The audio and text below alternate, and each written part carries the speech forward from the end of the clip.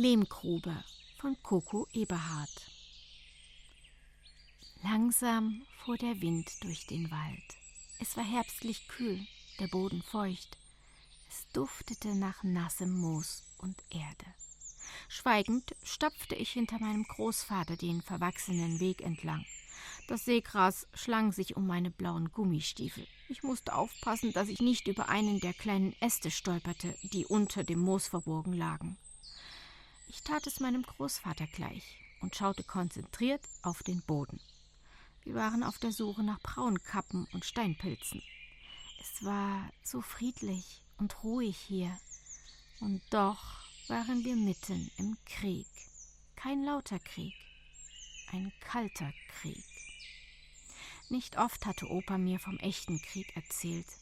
Er war ein ruhiger Mann, groß, mit dunklen, dichten Augenbrauen und vollem Haar, das allerdings schon grau war. Ein echter Krieg war anders als ein kalter Krieg. So viel wusste ich schon, obwohl ich erst 10 war.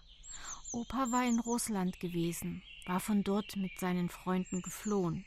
Mehr hatte er mir nie darüber erzählt. Danach hatte er Oma geheiratet. Sie hatte zuvor in einem Lazarett als Krankenschwester gearbeitet. Am Tag nach ihrer Hochzeit mussten sie ihre Heimat verlassen. Mit höchstens 20 Kilo Gepäck und in einem Viehwaggon. Sie wussten nicht, wohin es ging, kamen dann hierher, meine Heimat, nicht die ihre. Ich hörte ein lautes Rattern in der Ferne. Dieses Rattern, das genauso zu den Geräuschen meiner Kindheit gehörte, wie das regelmäßige Rauschen von Kampfflugzeugen am Himmel über mir. Sie flogen manchmal so tief, dass ich Angst hatte, sie würden in unserem Garten landen. Oft lag ich in der Wiese und beobachtete ihren Flug mit einer Mischung aus Faszination und Grusel.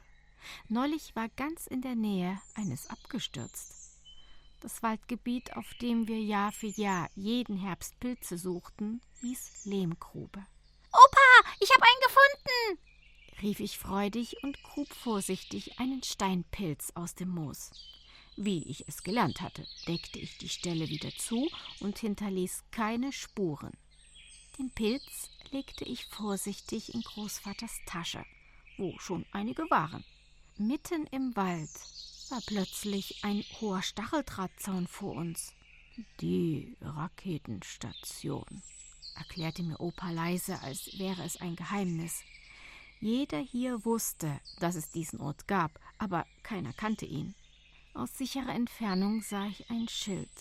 2 gelbe Totenköpfe waren darauf zu sehen und in roten Lettern die Worte »Warnung, es wird scharf geschossen«.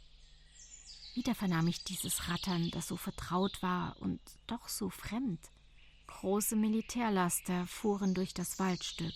Was sie geladen hatten, wusste niemand so genau. Pershing-Raketen, murmelte man. Amerikaner wohnten hier. Doch im Ort sah man sie nie. Sie hatten auf diesem Flecken Erde, mitten in diesem abgelegenen Waldstück, ihre eigene Welt. Beklommen ging ich meinem Großvater hinterher, weg von diesem Ort, der mir ungewollt Gänsehaut verursachte. »Ich hab noch mal einen gefunden!« Oh, du hast ja Augen wie ein Adler«, lobte mich mein Opa für meinen Pilzfund. Ich bückte mich und grub ihn vorsichtig aus. Oma würde nachher Pilzrahmsoße mit Knödel kochen. Lehmgrube, geschrieben von Coco Eberhardt, gelesen von Anja Klukas.